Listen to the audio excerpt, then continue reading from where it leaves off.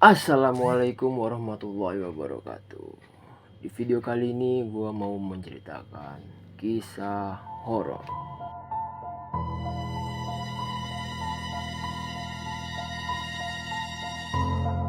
Video ini gue dapat dari video salah satu di Telegram. Ini salah satu orang menceritakan tentang kisahnya.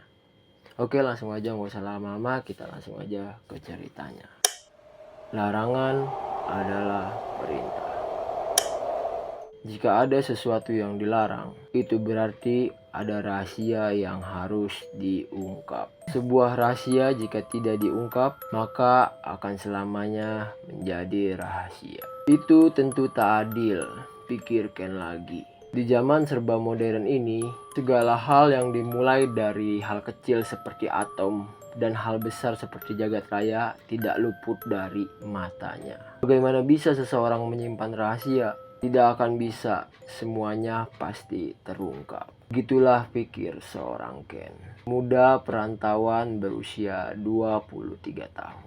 Sejak pertama kali menginjakan kaki di rumah sewa itu, ia sudah diperingatkan untuk tidak membuka kamar belakang.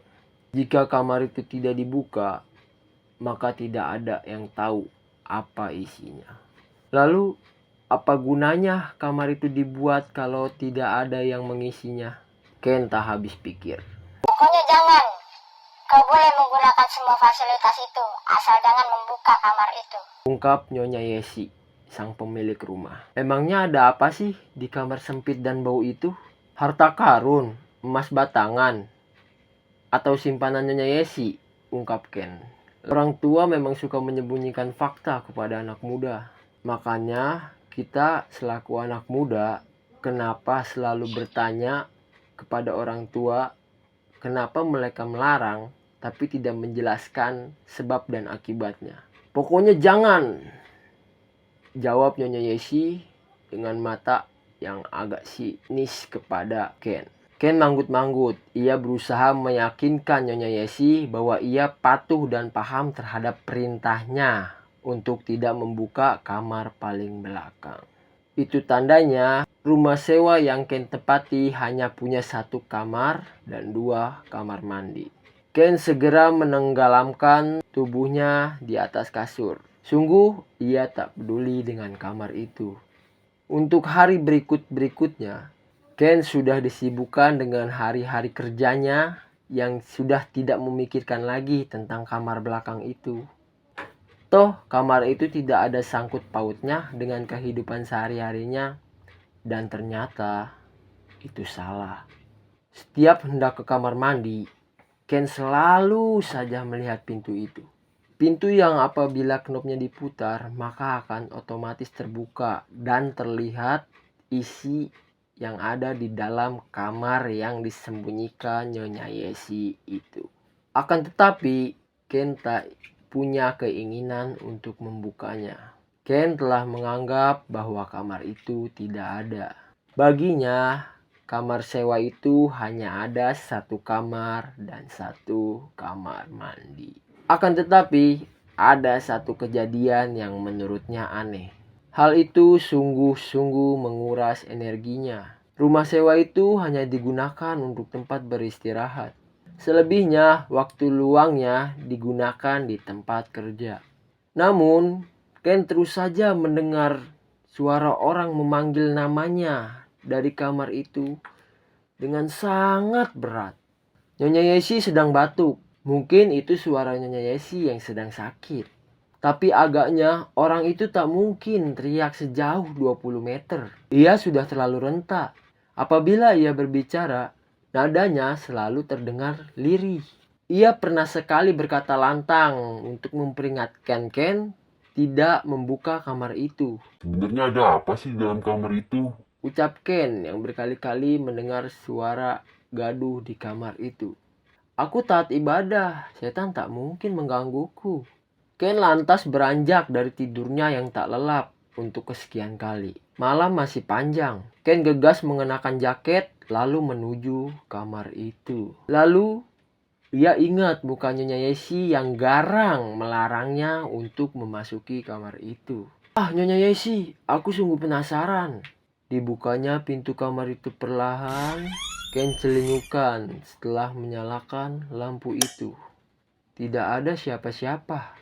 Kamar itu bersih, kecuali dindingnya yang disarangi sarang laba-laba. Ventilasi udara tertutup jaring, jendela terkunci, atapnya plafon. Tak mungkin seseorang masuk ke sini. Bahkan itu mustahil untuk seekor tikus. Ada satu cermin yang tertempel di dinding. Hampir saja Ken luput melihatnya sebab cermin berukuran 42 inci televisi itu ada di dinding belakang pintu. Ada retakan yang memanjang dari bagian atas ke bagian tengah. Retakannya cukup halus. Tapi tetap saja Ken tak dapat melihat pantulan dirinya dengan jelas.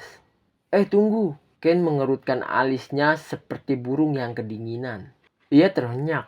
Bayangan yang ia lihat bukan bayangan wajahnya sendiri. Ia melihat bayangan anak kecil di sana. Ken mengusap mata. Ia segera mengingat masa kecilnya. Wajah cerminnya adalah dirinya 13 tahun yang lalu. Ini tidak mungkin. Ken mundur selangkah. Bayangan itu tak berkedip, tak bergerak. Ken merasa tubuhnya tertarik dalam cermin itu. Apa-apaan ini? Ken memberontak sekuat tenaga. Tapi sia-sia. Bibirnya tiba-tiba seperti terkunci. Ia tak bisa berkata apa-apa. Sejurus kemudian, Ken seolah-olah terkurung dalam dimensi lain. Dalam satu kedipan mata, segalanya telah berubah. Ken terjebak dalam cermin. Sementara bocah lelaki yang wajahnya mirip Ken menatapnya dengan penuh kemenangan dan mungkin juga kerinduan. Ken menghajar cermin itu. Tapi lagi-lagi itu percuma. Tidak ada yang bisa mendengar suaranya.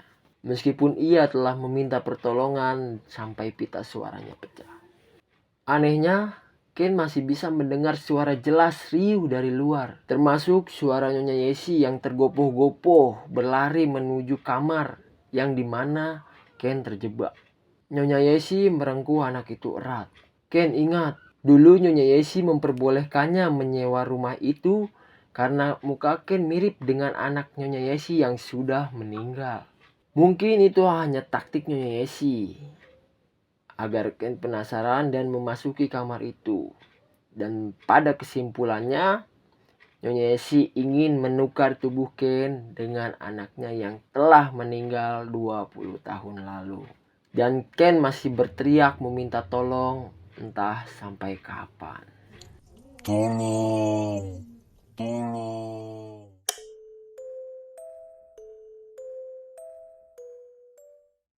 Oke teman-teman, segitu aja video cerita horor kisah dari gua. Semoga kalian suka dan komen aja di bawah apa yang kurang, nanti gua perbaiki lagi. Karena ini gua masih di tahap belajar dan masih berusaha untuk melakukan cerita-cerita yang lebih baik dan lebih matang. See you, bye-bye. Gua Panji Pandep. Salam.